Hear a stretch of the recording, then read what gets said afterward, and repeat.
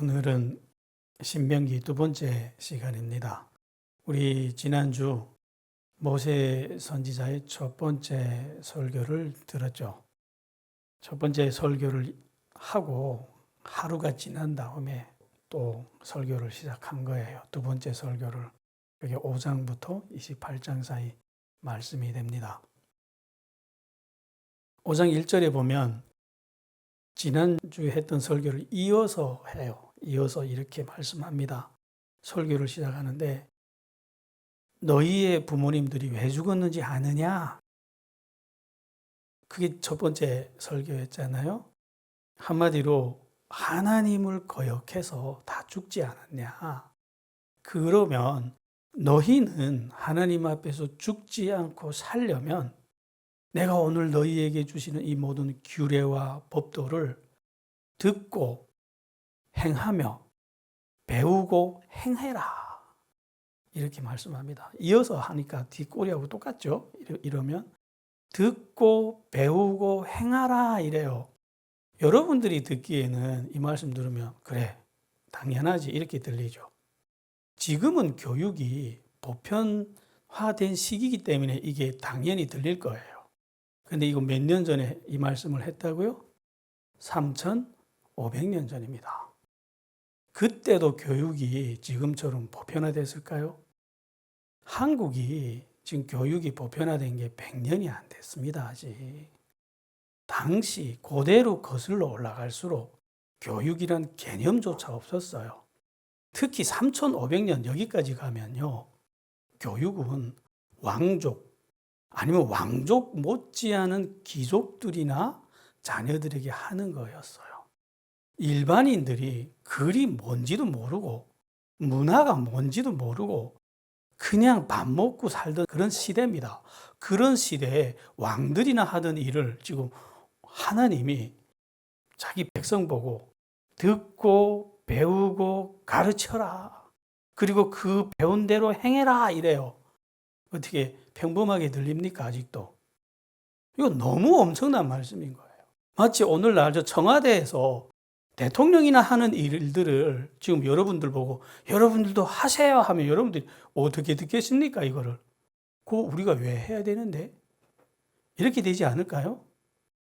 그래서 이스라엘이 정말 하나님으로부터 온 이 규례와 법도를 정말 우리가 배워야 되는구나, 가르쳐야 되는구나 하고 깨닫는데 몇 년이 걸렸다고요? 이제 우리 교회는 알아야죠 이거를. 몇 년이 걸렸죠? 1000년이 걸립니다. 나라가 다 멸망하고 죽었다가 겨우 살아난 다음에야 다시 돌아와서 우리가 왜 이렇게 됐지 하고 보니까 가르치지 않았다는 거예요. 배우지 않았다는 거예요. 그러면 그 3,500년 전에 하나님은 이 교육의 중요성을 왜 이렇게 강조했냐 하는 거예요. 교육이 뭔지도 모르는 사람들한테. 왜 그랬냐면요. 이 하나님의 말씀을 가르치고 배워서 여러분들의 입장에서는 배워서 들으면서 무엇을 얻어야 되냐면요. 야, 저 말씀은 정말 이치에 합당하구나. 공감이 있어야 된다는 거예요. 들어보니까 정말 옳은 말씀이구나. 당연한 도리구나. 인간이라면 도둑질하지 말아야 되겠구나. 인간이라면 부모를 섬겨야 되겠구나. 당연해요, 안 해요? 듣고 옳기 때문에 따라오라는 거예요. 야, 너무 지당하기 때문에 순종하라는 거예요. 만약 이렇게 가르치지 않고 이런 인격적인 공감 없이 덮어놓고 믿어, 따라와. 이게 뭐죠? 그건 순종일까요? 이거 복종이라 그래요. 그건 독재자들이나 하는 짓이고 바리새인들이나 하는 짓이에요. 덮어놓고 믿습니다. 경건해 보이죠? 그건 미신입니다. 하나님은 그걸 믿음이라고 인정한 적이 없어요. 그거를 받지도 않아요. 그런 행동들을. 왜? 정말 인격적으로 이 말씀을 배워서 공감해서 존경해서 순종하라는 거예요. 복종이 아니고 뭘 원한다고요? 순종하라고요. 그러려면 배워서 이치를 깨달아야 된다고요. 정말 억지로 하는 거는 하나님이 원하시는 거 아닙니다. 그래서 예수님이 왔을 때 그 신령한 하늘에서 온 말씀을 가르치는데, 그 신비하고도 신비한 하나님을 설명을 해주는데 굉장히 난해하게 미분, 적분을 섞어가면서, 외국어를 섞어가면서 하던가요?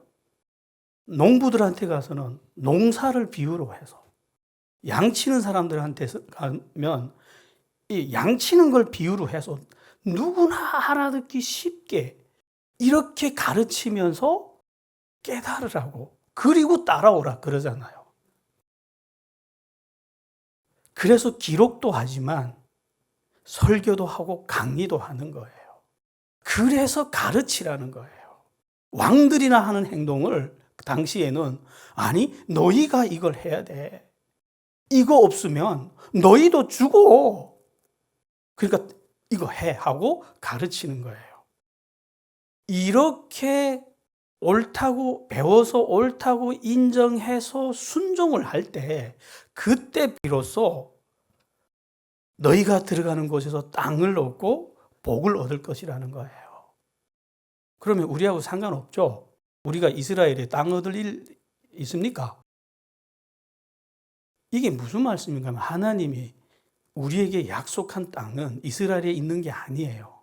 천국입니다. 우리는 그것을 목표로 해서 가고 있잖아요. 그 땅을 얻으려면 어떻게 하라고요? 이 말씀을 배워서, 합당하게 배워서 순종하라고요. 그래서 예수님도 이 땅에 왔을 때 죽기 전날에 뭘 하시냐면요, 제자들이 발을 씻습니다. 제자들이 너무 충격받은 거예요. 이런 행동이 있을 수 없었던 거예요, 당시 세계관에 의하면. 지금은 뭐 예수님이 그 사연을 많은 사람들이 배웠으니까 아, 예수님 따라 하는구나 이렇게 되지만, 당시는 충격이고 충격이었어요. 어떻게 높은 사람이 아랫사람이 발을 씻냐고. 그런데 그 행동을 다 하신 다음에 예수님이 이렇게 말씀했습니다. 너희도 이걸 행하라 이랬나요? 알고 행해야 복이 있다 그래요. 모르고 하면 그건 노예입니다. 종들이나 하는 짓이에요. 그냥 맹목적으로 하면. 너희가 알고 가르치고 행해야 될 이 규례와 법도가 뭐냐 하고, 이제부터 그 율법을 다시 해석해 줍니다. 재해석해 줘요. 그게 5장부터 쭉 나가요. 그런데 그냥 다시 설교해 준 게 아니고 어떻게 했다고요? 재해석을 해 줬다고요. 40년간의 그 긴 세월, 이 하나님의 백성들을 인도했던 모세 선지자가 40년 동안 얻었던 깊은 영적인 깨달음을 섞어서 이렇게 가르친 거예요. 그래서 조금 우리가 집중해서 들어야 됩니다. 이건 좀 가볍지가, 깊이가 얄팍하지가 않아요, 이 말씀들이. 제일 먼저 뭘 가르치냐면요, 십계명을 다시 가르쳐요. 십계명을 가르치는데 이 십계명이 출처부터 가르칩니다. 이거 내가 만든 거 아니야 하면서 뭐라고 가르치냐면, 너희들도 눈으로 보지 않았냐고. 하나님이 시내산에 그 불과 연기 구름으로 임재하면서 너희들에게 육성으로 너희가 다 듣게끔 이 말씀을 했고, 그거를 기록해서 다시 가지고 온 게 이 십계명이 아니냐 이 말씀을 해요. 무슨 말씀이죠? 그럼 출처가 모세예요, 하나님이에요? 하나님으로부터 온 이 규례와 법도라는 거예요. 그러면서 십계명을 다시 조목조목 불러줘요. 이 중에 십계명 모르는 사람은 없겠죠. 그래서 십계명을 쭉쭉 다 불러준 다음에 마지막에, 이건 재해석이잖아요. 그 출애굽기에서는요, 그냥 조항들만 불러줬어요. 근데 여기서는 해석을 해줍니다. 어떻게 해석해 주냐면 10절에서 이렇게 말씀합니다. 이 계명을 지켜라, 지키되 사랑해서 지키라 그래요. 이게 핵심 포인트입니다. 이 십계명 해석에 있어서. 이게 무슨 말이냐? 하나님이 우리 인간에게 주신 모든 계명과 규례와 법도들은 그 궁극의 목적이 어디에 있냐면요, 하나님을 사랑하고 인간을 사랑하게 하기 위해서 준 법이 이 법들이에요. 그렇잖아요. 율법을 이렇게 압축하면 뭐가 나온다고요? 십계명. 십계명을 다시 한 문장으로 압축하면 뭐가 나온다고요? 하나님 사랑, 이웃사랑이 이게 궁극적인 목적입니다. 이거를 위해서 이 법을 줬는데 이 때문에 사랑 빼고 기계적으로 이 법을 지키면 효력이 없다는 거예요. 아무 효과가 없다는 거예요. 바리새인들이 그랬어요. 하나님을 사랑하지도 않고 인간을 사랑하지도 않고 기계적으로 살인적으로 지키게 했어요. 어느 정도로 강력하게 지키게 했냐면요. 전쟁이 일어났습니다. 그래서 저기 적들이 말 타고 칼을 흔들면서 막 공격해 와요. 그러면 어떻게 해야 됩니까? 나가서 싸워야죠. 근데 안식일이야, 움직이지 마, 가만히 있어. 다 죽었어요. 어떻게 경건해 보이십니까? 그리고 예수님이 와서 38년 동안 일어나지 못했던 사람을 권능으로 일으켜 주셨어요. 그러니까 그 사람이 얼마나 기쁘겠어요. 정신 없을 거잖아요. 너무 기뻐가지고. 그래가지고 방석 들고 가족들한테 뛰어간다고 알리겠다고 막 뛰어가다가 들킨 거예요. 너 안식일 날에 저기서부터 여기까지 뛰어왔어? 죽이겠다는 거예요. 이게 경건이었어요, 당시. 어떻게 율법을 잘 지켰죠? 지키긴 지켰죠. 근데 어떻게 지켰어요? 그 안에 사랑이 빠진 거예요. 하나님 사랑, 이웃 사랑, 이게 빠지고 살인적으로, 그냥 억압적으로 자기들이 통치 수단으로 삼은 거예요, 이거를. 오히려 이 법 때문에 사람을 죽이기 시작한 거예요. 그러니까 하나님이 이 바리새인들을 어떻게 했는지 아세요? 다 멸망시켰어요. 그러면 우리가 이 법들을 어떻게 지키라고요? 어떻게 지키라고요? 사랑해서 지키라 했잖아요. 그래야 우리에게도 효과가 있다고요. 그래서 우리가 만약 사랑해서 지키면 어떤 일이 일어날까요? 해봤어요? 지켜는 본 적 있죠. 근데 정말 사랑해서 이 법들을 지켜본 적이 있냐고요. 이렇게 하면 어떤 복이 있냐면요. 그 계명을 지키는 것 자체가 복이 된답니다. 이해가 돼요, 이 말씀이? 아니, 인간이 원했던 축복은 잘 먹고, 잘 살고, 건강하고, 부유해지고 이런 거 아니었어요? 아니, 무슨 이 율법 자체가 복이 된다는 게 무슨 말이죠?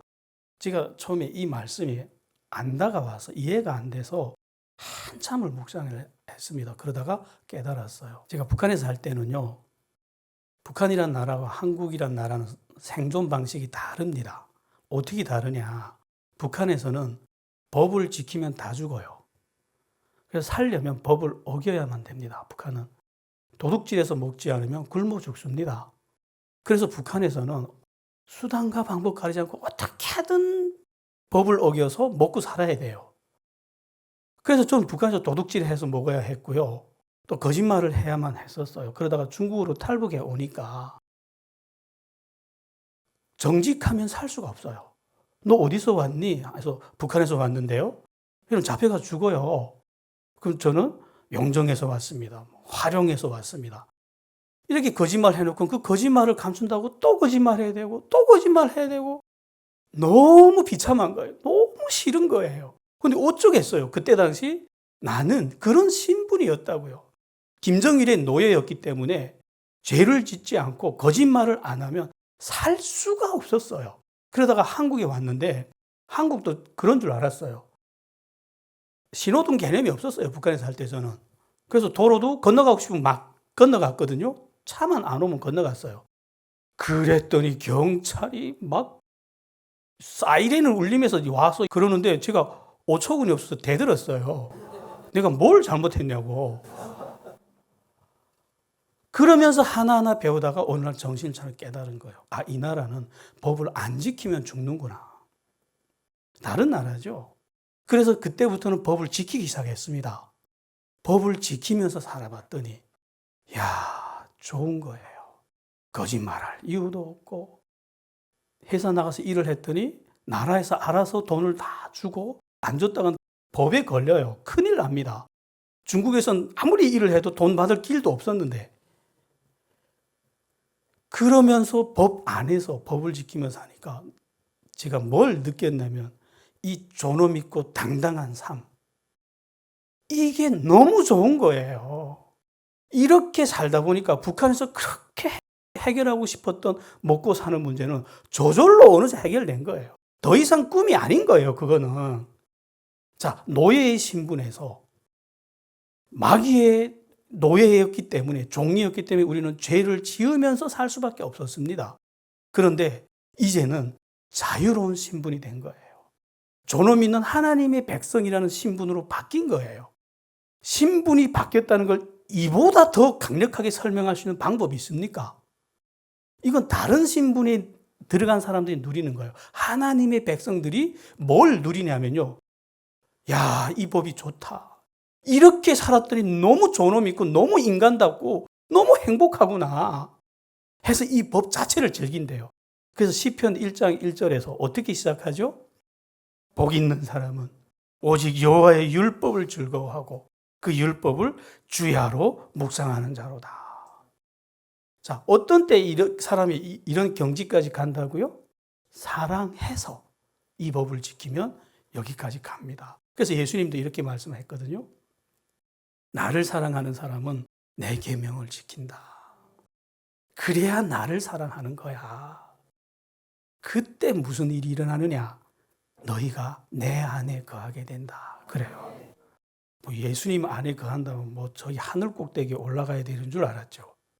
우리가 정말 예수님을 사랑해서 내 옆에 사람을 용서해주고 양보해주고 이해해주고 그렇게 될 때 우리가 누리는 마음속에 그 어떤 것, 인간의 언어로는 설명조차 안 되는 그 만족, 평안, 그 환희, 희락, 이게 어디라고요? 하나님이 약속했던 바로 그 예수님 안이래요. 그게 천국입니다, 여러분. 그래서 이렇게 십계명을 지키라는 거예요. 모세 선지자 해석이 다르죠. 출애굽기와 레위기의 해석과 완전 다르죠. 모세 선지자가 40년 동안 깨달았던 것들을 가지고 이렇게 신명기에서 다시 재해석해 주는 겁니다. 그러면서 십계명을 이렇게 지켜라. 그래야 너희는 하나님을 경외하게 되고 또 너희 날이 장구하게 되고 삶을 얻고 복을 얻게 된다. 우리가 천국 가는 거는 예수님 믿으면 되지만 땅에서 잘 되는 거는 이 하나님이 주신 규례와 법도 안에 그 방법들이 있습니다. 그러면 우리 이렇게 생각해 봅시다. 이 규례와 법도는 3,500년 전에 하나님이 이스라엘 백성들에게 주셨던 법도들이에요. 우리는 지금 한민족이잖아요. 상관이 있을까요? 우리하고? 유대인들에게 주신 법이 우리가 무슨 상관이 있습니까? 그걸 왜 우리가 지금 배워서 우리에게까지 그 영향이 미칩니까? 그 원리를 우리는 알아야 돼요. 우리는 이 법이 아직 효력이 있고 살아있다는 걸 북한에서 경험을 해봤잖아요.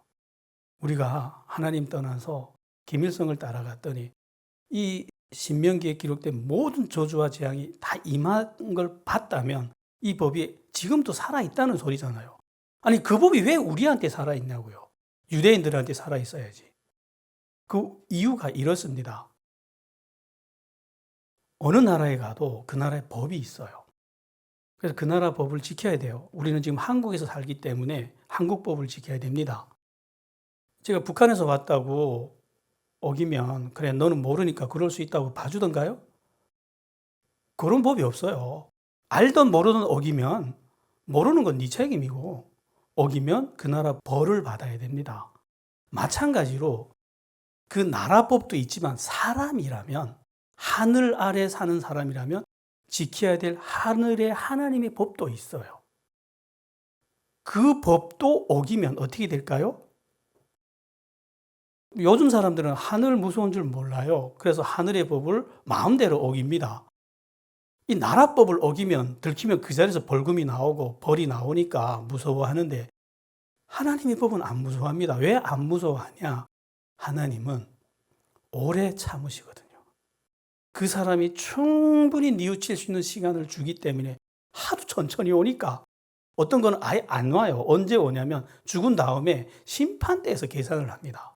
그러니까 벌이 안 오는 줄 알고 두려워 안 해요. 그런데 성경은 이렇게 말합니다. 하늘의 하나님의 법을 어기면 그 대가는 죽음밖에 없대요. 죽는 것 빼고는 다른 방법이 없답니다. 정말 두려운 거는요, 하늘의 하나님의 법이에요. 그런데 인간들이 하나님하고 단절이 되면서 하나님을 버리고 자기 혼자 사는 삶을 살면서 이 법을 알 길이 없어진 거예요. 하나님하고 연결이 안 돼 있으니까. 그러니까 자꾸 이렇게 자기 나라법은 잘 지키는지 모르겠지만 인간들끼리 만든 질서, 그거 윤리라 그러잖아요. 윤리 도덕적으로는 어떻게 고매하고 건강한 사람일지는 모르겠지만 이 하나님의 법은 모르니까 자꾸 어기는 거예요. 그러니까 어떤 나라든 인간이든 흥망성쇠를 거듭하다 다 죽습니다. 나라도 멸망하고 사람도 죽고 하늘의 법을 어겨서 그렇단 말이에요. 그런데 이스라엘은 많은 특별한 은혜를 받은 게 이 법을 직접 수여받았다는 거예요. 하늘의 하나님으로부터 내려오는 그 과정을 다 보면서 이 법을 알기 때문에 이제부터 이 법을 지키면 하늘은 그 사람을 어떻게 대할까요? 벌을 줄까요? 복을 줄까요? 복을 주는 거죠. 다른 사람들은 몰라서 자꾸 벌을 받는데 이 사람들은 그 벌이 뒤집어져서 복이 되는 거예요. 이런 식으로 이 법들은 영원의 효력을 있어서 사람들에게 영향을 미칩니다. 그래서 예수님이 그랬잖아요. 천지가 허물어져도 이 율법은 1.1획도 땅에 떨어지지 않는다고 그렇게 말씀하신 거예요. 그러니까 우리도 지금 배워야 되겠죠. 그래서 이 법들을 배우라고 모세 선지자가 이렇게 외쳐요. 이스라엘아, 들어라. 유대인들은 이 구절을 아예 고유명사로 바꿔놨어요. 너무 중요해서. 이렇게 중요한 하나님의 법을 너희가 죽지 않고 살려면 어떻게 하라고요? 들어라, 이스라엘아. 그래서 이 고유명사로 쉐마 이스라엘 이래요. 히브리어로. 유명하고 또 유명한 구절입니다. 모세 선지자가 이제 마지막 죽기 직전에 피를 토하면서 했던 말씀이 들어라, 이스라엘아. 그리고 구약 성경 전체 선지자들이 오고 또 오면서 결국 했던 말씀이 뭐죠? 들어라, 이스라엘아. 이 말 안 듣는 백성들아, 들어라. 이 말을 하려고 선지자가 온 거예요. 왜 이렇게 들어라, 들어라 이러면 이게 잔소리 같지만 이걸 이렇게 목숨 걸고 선지자들이 와서 이 말을 했냐면 사람이 바르게 알지 못하면 절대로 바르게 믿을 수가 없어요. 오늘날에도 성경 읽어라, 성경 배워라 계속 목사들이 그러잖아요. 그래야 하나님의 뜻이 뭔지를 알고 하나님이 어떤 분인지를 알아서 바르게 믿을 수 있잖아요. 덮어놓고 믿습니다. 그 이젠 악하다는 게 보이죠. 그거 진짜 경건한 거 아니고 그건 진짜 관심 없다는 소리예요. 덮어놓고 내 방식대로 믿겠다는 거예요. 그거는. 그러면 우리가 들으면 어떤 일이 일어나느냐. 정말 그 하나님을 알게 돼요. 우리가 지금 오후에 계속 구약 성경 공부 2년 반 동안 해가지고 마쳤죠. 말라기까지 마무리했잖아요. 마무리하니까 어땠어요, 여러분들? 제가 몇 명이 물어봤어요. 자, 우리 교회에서 세 바퀴 나갔는데 2바퀴 들은 사람한테 물어봤어요. 배우니까 어때? 야, 이제 좀 알겠대요. 아, 이게 하나님이구나. 하나님이 뜻이라는 게 이런 거구나 하는 게 다가온대요. 저는 증명을 했어요. 성경을 읽으면 하나님이 보이고 하나님이 느껴지고 하나님이 뜻이 알게 된다는 걸. 이렇게 저는 여러분들에게 증명을 했습니다. 그러면 이렇게 하나님을 알게 되면 그 하나님을 어떻게 보이는지 아세요? 그 하나님보다 아름다운 분은 없거든요. 우리가 배웠잖아요. 말라기에서. 이렇게 신실하신 분 봤잖아요. 이렇게 우리를 인간의 이성으로는 도저히 설명 안 되게 끝까지 우리를 놓지 않는 하나님 봤잖아요. 이런 하나님을 만나게 되면요. 저절로 순종할 수밖에 없습니다. 이렇게 하라고. 그렇게 순종할 때 그 순종이 뭘 불러온다고요? 복을 부른다고요. 우리 이 법을 정말 잘 배워야 됩니다. 우리는 신약 시대에 살기 때문에 구약의 율법은 다 쓸데없어. 정신 나간 소리예요, 그거. 그래서 예수는 잘 믿는데 삶이 방자해가지고 예수는 믿어지는데 이 생활이 너무 방탕해가지고 오히려 복을 받는 게 아니라 계속 벌 받는 사람들 제가 여러 번 봤어요. 그래서 율법 중에 가장 중요한 법이 뭐냐면 제사법이라 그래요. 이 제사법 없으면 다 죽습니다. 그 다음에 중요한 법이 교육법이에요. 이스라엘은 이 부분을 교육법이다 그랬어요. 그 다음에 윤리법들이에요. 내 부모를 공경하라. 도둑질하지 마라. 이런 윤리법들이 나오는데 우리 지금도 이스라엘 국가의 교육 헌장이에요. 이 부분 같이 읽어볼까요? 신명기 6장 4절부터 8절 사이 말씀 같이 읽어볼까요? 이스라엘아 들으라. 우리 하나님 여호와는 오직 유일한 여호와이시니 너는 마음을 다하고 뜻을 다하고 힘을 다하여 내 하나님 여호와를 사랑하라. 오늘 내가 내게 명하는 이 말씀을 너는 마음에 새기고 내 자녀에게 부지런히 가르치며 집에 앉았을 때이든지 길을 갈 때이든지 누워 있을 때이든지 일어날 때이든지 이 말씀을 강론할 것이며 너는 또 그것을 내 손목에 메어 기호를 삼으며 내 붙여 표로 삼고 또 내 집 문설주와 바깥문에 기록할지니라. 교육을 이 정도로 강조한 법을 봤습니까? 이게 지금 몇 년 전에 하신 말씀이냐면요. 3,500년 전에 했다고요. 교육을 이보다 더 강조한 나라는 없습니다. 인류가 교육이 이렇게 중요하다는 걸 인식을 한 지가 200년이 안 됐습니다, 아직. 그런데 이 율법 안에 있는 교육 제도를 들여다보면요. 어떻게 설계가 됐냐면 레위인들한테는 땅 자체를 안 줍니다. 너희는 이거 교육해서 먹고 살라고. 그래서 이거 교육 안 하면 굶어 죽게 만들어 버렸어요. 그래서 목숨 걸고 가르치라는 거예요. 그렇게 제대로만 한다면 어떻게 되냐면 이스라엘은 인구 대비 교사 비율이 12대 1 나와요. 한국이 제가 한 5년 전에 봤던 자료입니다. 이 교육에 미친 나라 한국이 교사 대 인구 비율이 5년 전에 76대 1이었어요. 지금 현 시대에도 이 율법 안에 있는 이 교육 제도를 이룬 나라가 없어요. 그리고 일생 동안 무상교육 제도입니다. 한국도 이걸 못하잖아요. 지금 현 시대도 못하는데 이 교육법을 몇 년 전에 만들었다고요, 하나님? 3,500년 전. 인간이 만든 것처럼 보입니까, 이게? 하나님만이 할 수 있는 법이에요. 이렇게 교육을 강조한 이유는 가르치는데 이 민족의 생명이 있기 때문에. 여러분들의 생명도 어디에 있다고요? 배우는 데 있다고요. 그래서 이스라엘의 역사를 우리가 쭉 봤는데 이스라엘 역사뿐 아니라 전 세계 교회사를 보면 똑같은 현상이 나와요. 그 시대 성직자들이 교육을 어느 만큼 잘 했느냐, 어느 만큼 안 했느냐에 따라서 그 시대 국가나 민족이 멸망이 결정됐어요. 그 시대 생사가 성직자들이 교육에 달려 있었다는 거예요. 그래서 호세아 때 하나님이 이걸 이렇게 가르친 다음에 1000년 후 하나님이 무슨 일을 하냐면 하나님이 직접 만들었던 나라를 하나님의 손으로 멸망을 시킵니다. 호세아 선지자 때. 그때 호세아 선지자를 통해서 하나님이 뭐라고 외쳤냐면요. 피 터지는 음성으로 이렇게 말씀했어요. 내 백성이 지식이 없어서 망하는도다.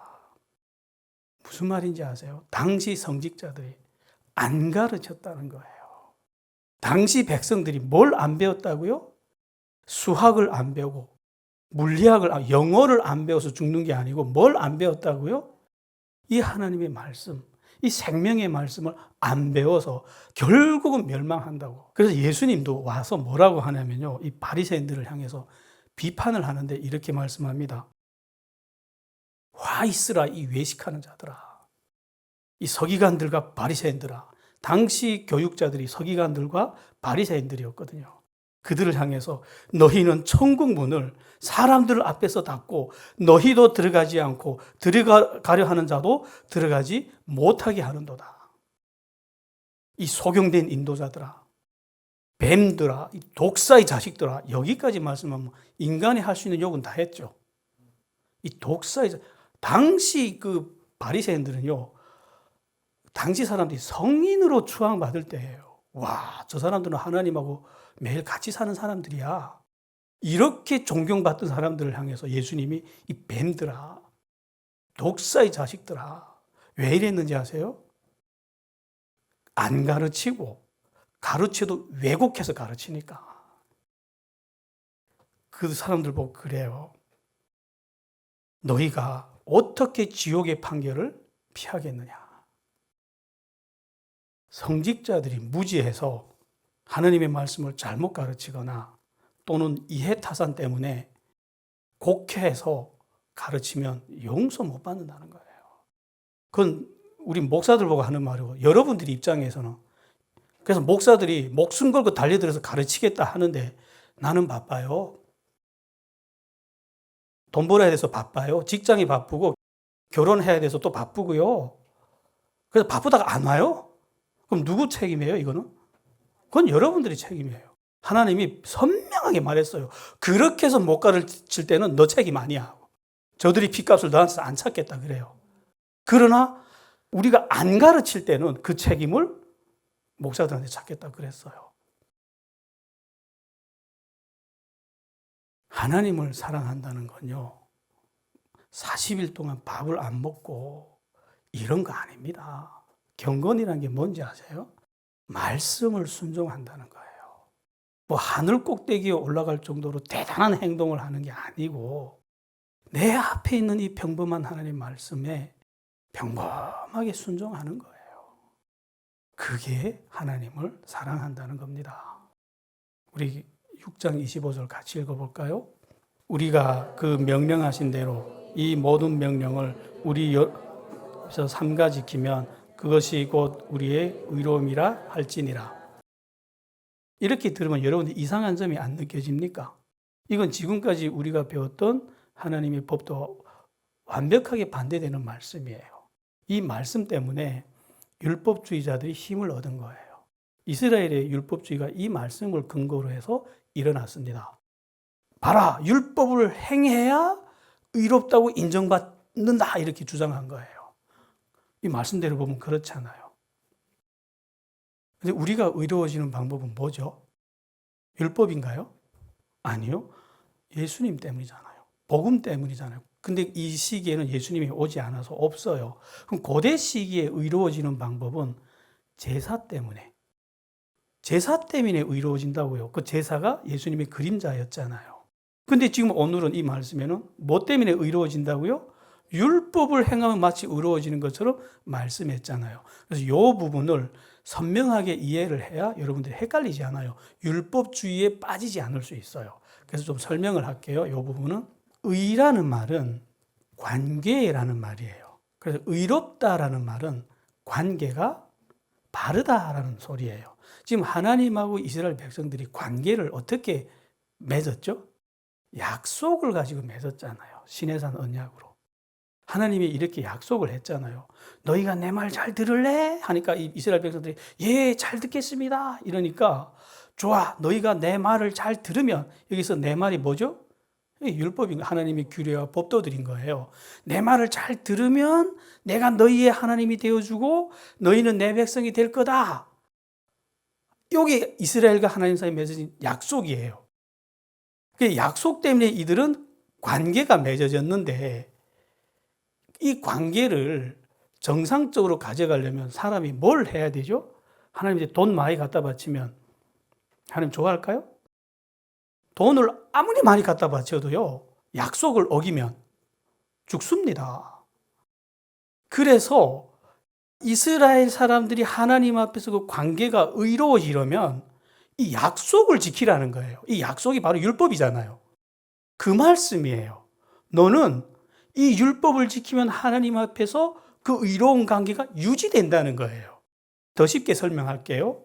자, 율법은 불의한 사람을 의롭게 만들어주는 게 아니고요.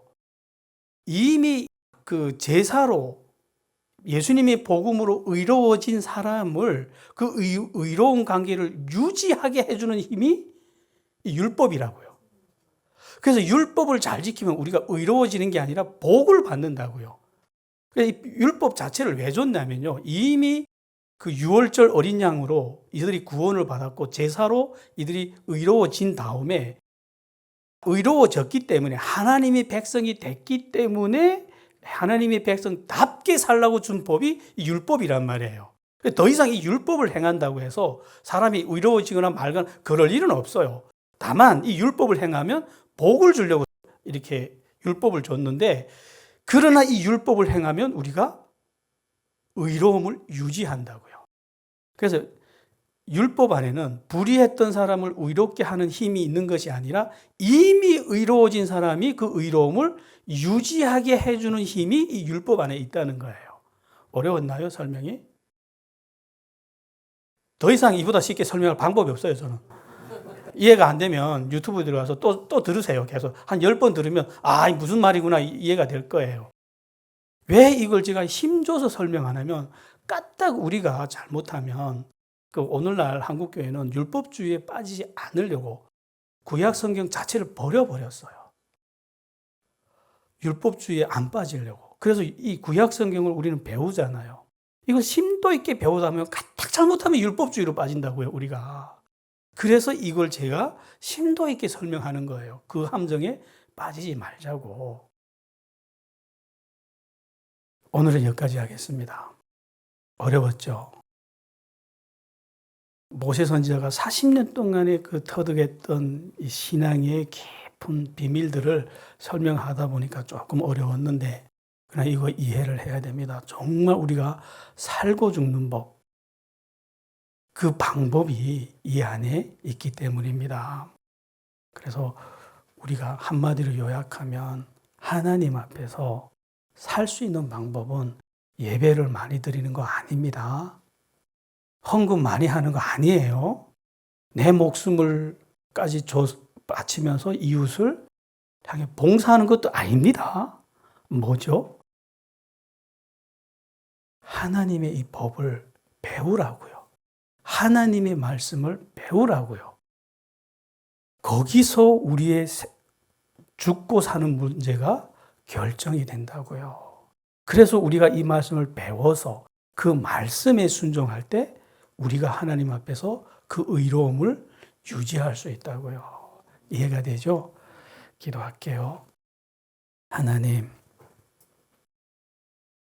우리가 죽어야만 했던 죄인들이었습니다.